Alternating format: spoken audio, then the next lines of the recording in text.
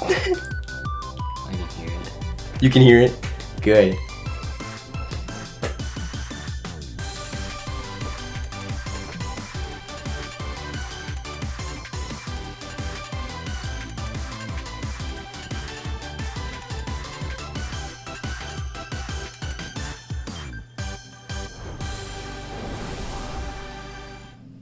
Beautiful. I'm scared. Got some really good animation, that's for sure. Hello, good morning, how you do? I'm Saucy, I keep forgetting my name. Something has happened. Trenton, a good friend of mine now, he's on the Realms series. He showed me this, which is a dating simulator about KFC. And I was astonished, honestly, and after he told me that, it began to blow up on YouTube and stuff like that. So I figured, instead of watching someone else do the game, I wanted to experience it myself. But I didn't want to do it alone, so I brought a friend to endure the torture with me. Yeah, it's me. It's Lucas. It's me. Who else would be better for such a video? It's me. It's me. It's me.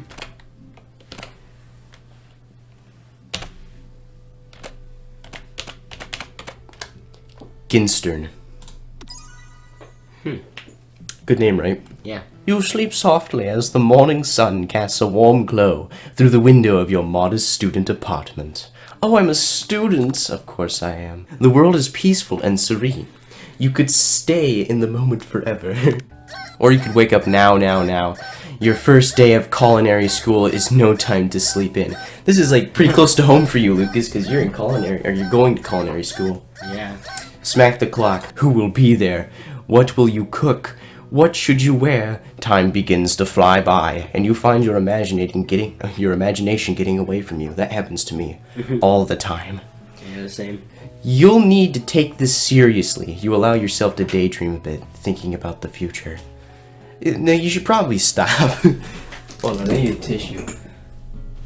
I've got hay fever, everybody, so I'm very nasally. I'm sorry. I'd better make sure to arrive prepared for first day. Yeah, you don't want to daydream on your first day. That's just dumb. That would be stupid. Yeah, that's for your second day. Yeah, you do it on your second day when it doesn't matter as much. You bust through your morning checklist. Teeth equal brushed, hair equal combed, pits equals deodorized. Standing in the quad, you gaze upon the magnificent University of Cooking School, Academy for Learning. Here comes your lifelong best friend forever, Miriam. She's the most adorably awkward person you've ever met, just like me, and you absolutely love her for it. What did we get ourselves into? What are we doing? I'm so scared. Good morning, Ginstern. Are you excited for the first day of the rest of our lives?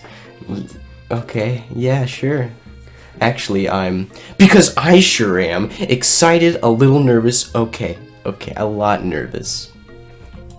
Me too, bud. It's just that this morning I made breakfast for myself, but well, when I ate it, I couldn't taste any love in the food. What if I'm no good? What if I fail? Classic Miriam. Raised by Master Chef parents, she's always held herself in a very high standard. Before you can get another word out, you're rudely interrupted when someone smacks your books and custom engraved measuring spoons out of your hand and onto the ground. Hey! It's Ashley, your arch rival. She's totally evil, but you can't help but be filled with jealousy. She can get anything she wants, and she knows it. Oh, I didn't see you there, chicken shins. Chicken shins. What an insult. You leave getting shins alone. They are perfectly normal shins. You can't stand Ashley. Even her name is annoying. You know for a fact that it's actually Ashley. But she had to add extra letters to make herself feel better than everyone. But did she name herself? That doesn't make any sense. Did her parents name her? Across the quad, you see Ashley's best friend, Van the Man, has stopped to look at his own reflection in the mirror. His pants are so tight, you can see him casually working out his glutes while he styles his hair. No lie, they're rocking glutes. No. I don't want to do this anymore. You ring. I hate him. I hate him so much. I can't believe the University of Cooking School, Academy for Learning, would ever allow people like you to attend as students. I know, right? You'd think they'd just hand us our diplomas now. Or maybe hire us as professors. You amateurs could learn a lot from us. Let's go, Miriam. Psh! See you later, losers. As you approach the door, you see a goofy-looking kid pushing hard against the window directly next to you. What was that? His name's Pop? Oopsie. I think it's broken. You reach forward and easily pull the door open. That should do the trick. I love you. What? I think you mean thank you. My name is Pop. I was named after my pop-pop. He's old. Do you want to do some voices, Lucas? Sure. Because I'm doing all... You do Miriam. Is it just me, or is he kind of cute? I think it's just you. You stand at the edge of the room, unsure where to sit. Other students wander in and keep themselves busy chit-chatting. A scruffy-looking pooch takes his place at a podium at the front of the class. Adorable. Sprinkles. Noun, you do Sprinkles. No, quiet down, everyone. Oh my gosh. Who is this unreasonably cute pup? And why is he in our culinary class?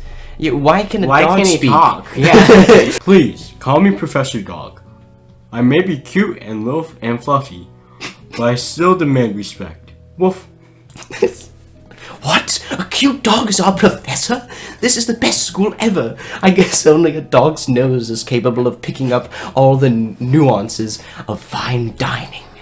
Out of nowhere, wind begins to rush around you as a swirl of cherry blossoms petals fill the air inside the classroom. Oh wait. I'm chilly. Someone close the window. And then, he walks in.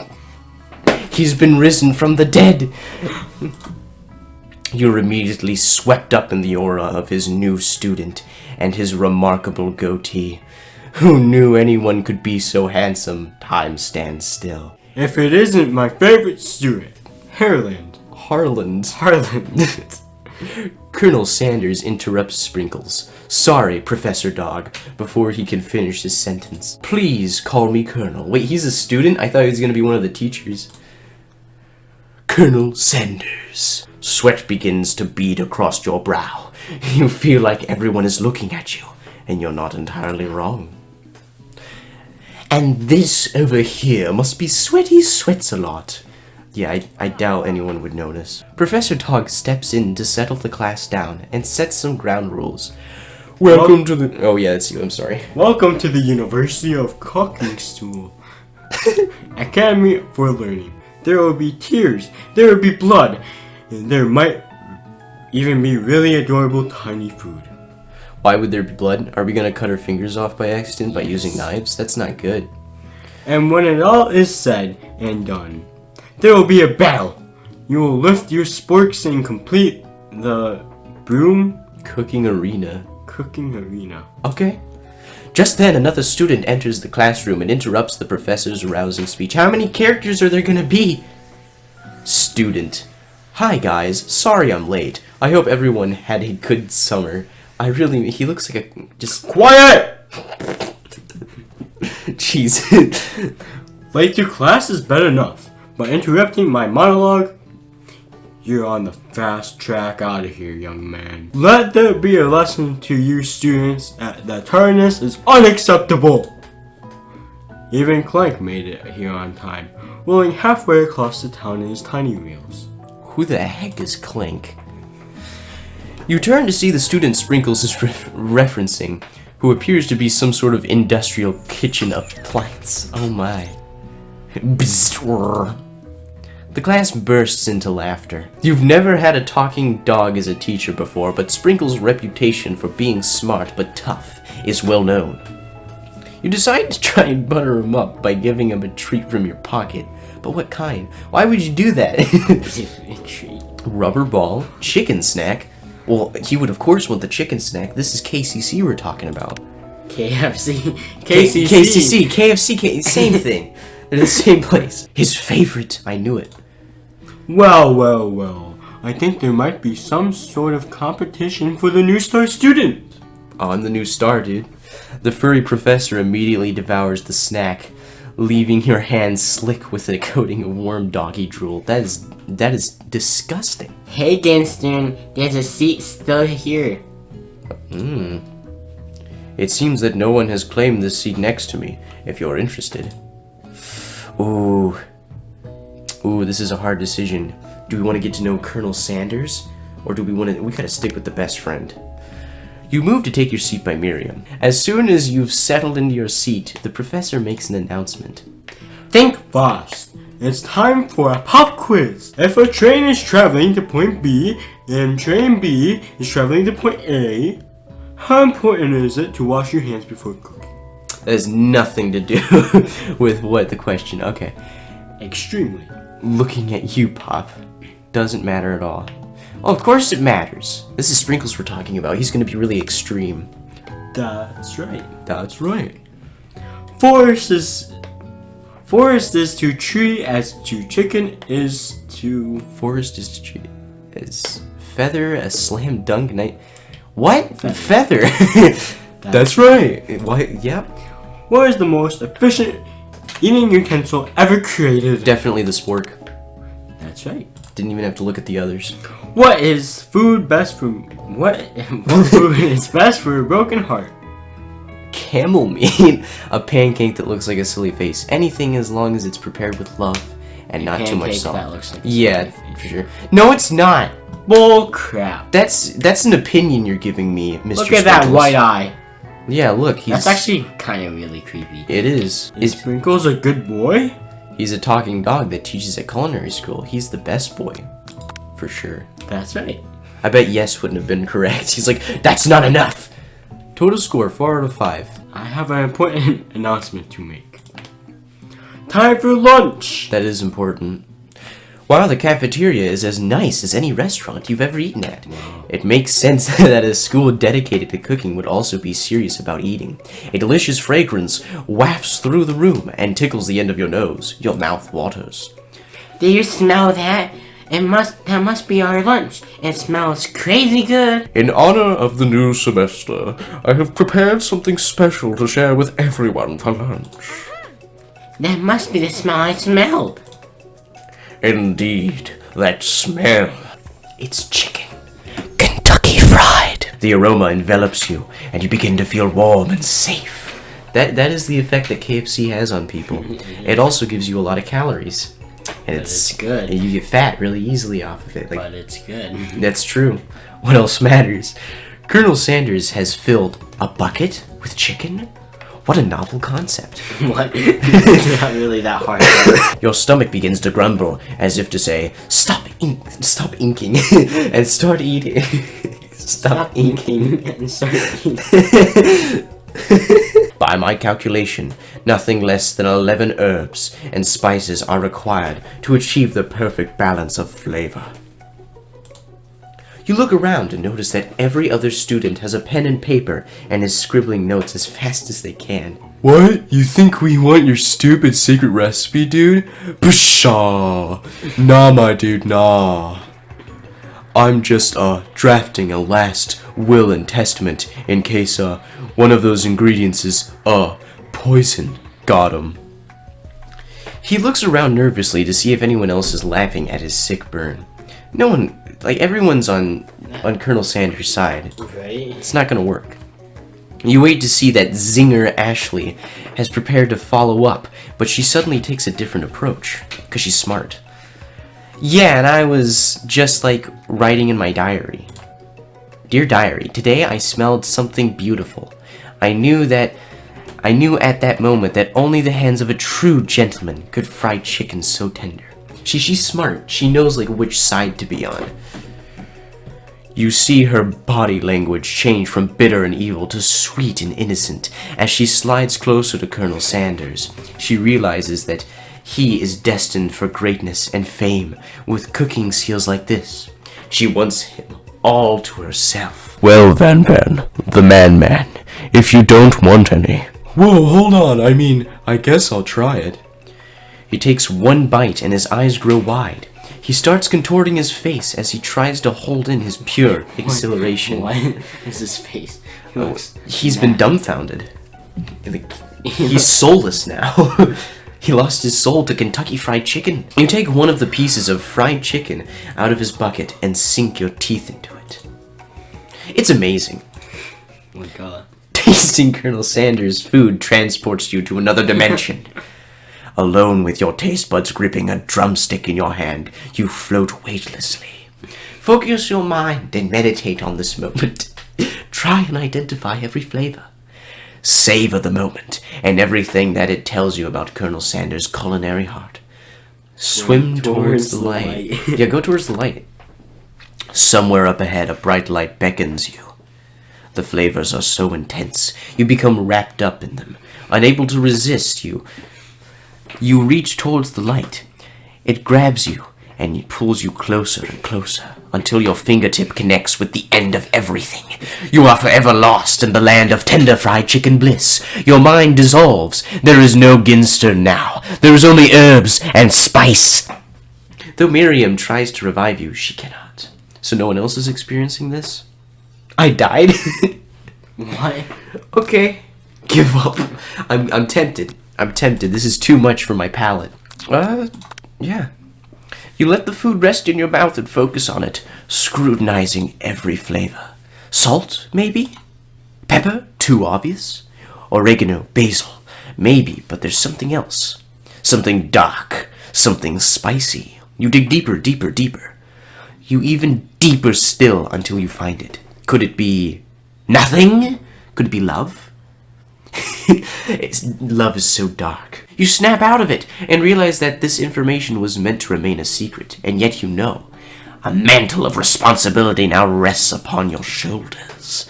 As you look around, you realize that everyone in the room is consumed by the lunch. No one noticed that you've traveled through space and time. Colonel, I wondered if I could talk to you for a second. What exactly was on that chicken? Ha ha ha! How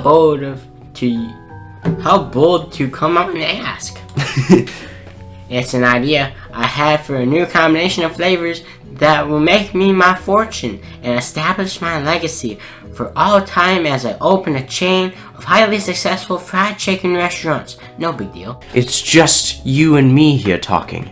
I can keep a secret. You've got some moxie. I'll give that. I'll give that.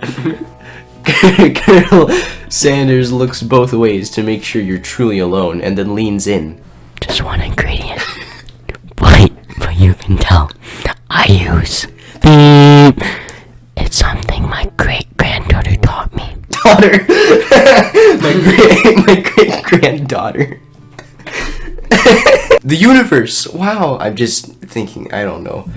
You never had guessed that.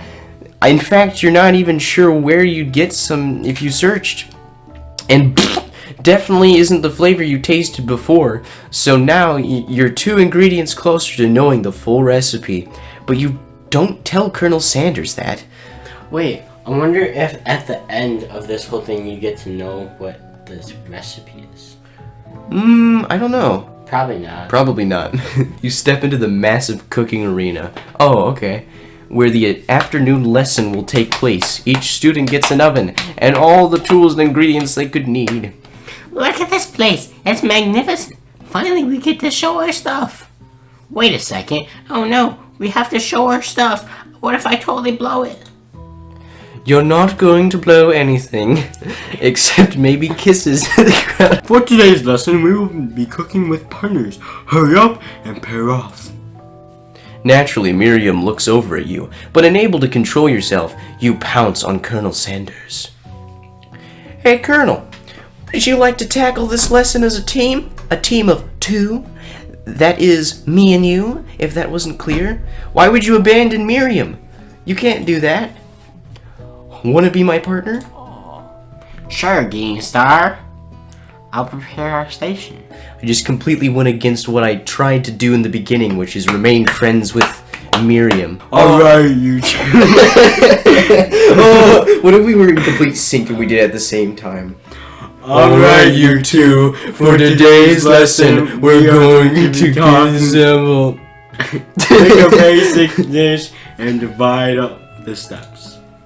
No, chef is an island. No chef is an island. It takes 2 flints to make fire, and you need a idea. Steak tartare seems easy enough. It's fancy, and you don't even need to cook it. No. Using octopus will blow Colonel Sanders' mind. What is this, anime? Yeah, it is. Your grandmother's mashed potatoes and gravy. We gotta go with the classic Colonel Sanders. I've always been something of a down-home chef. I was thinking we could make something warm, inviting, comforting. Maybe mashed potatoes. And gravy. I couldn't imagine one without the other. Looks like things are getting pretty fresh around here. Does someone have a crush on Colonel Sanders? We're just cooking partners. Mind your own business. Sanders' heart is my business, and you'd better keep your fingers off my man. I don't like how that sounds. And then, filled with rage, and without thinking, you fling the sporkful of mashed potatoes right into Ashley's stupid, beautiful face. Van, do something, do something! Scooping up a fingerful? Oh wait. Van tastes the dripping mashed potatoes and gravy and realizes that it's delicious. Horrified by this revelation, he slinks away. Will he ever be able to cook something with so much love and integrity? That's you, Lucas. Hold on right there, Genstern. We do not waste food in this broom cooking arena. Colonel Sanders, I expect better from you. If you throw one more spoonful, you better be prepared to eat whatever it lands. Mashed potatoes with gravy? Pathetic. In just a few minutes, I've prepared a full meal. Gaze upon my speciality. Braised tentacle of octopus in my silky saltwater sauce, plated on a battle axe blade, forged by my supreme chef ancestors. You've ignored me for too long. That ends now. It is I who will have the first bite. And you will look on with envy.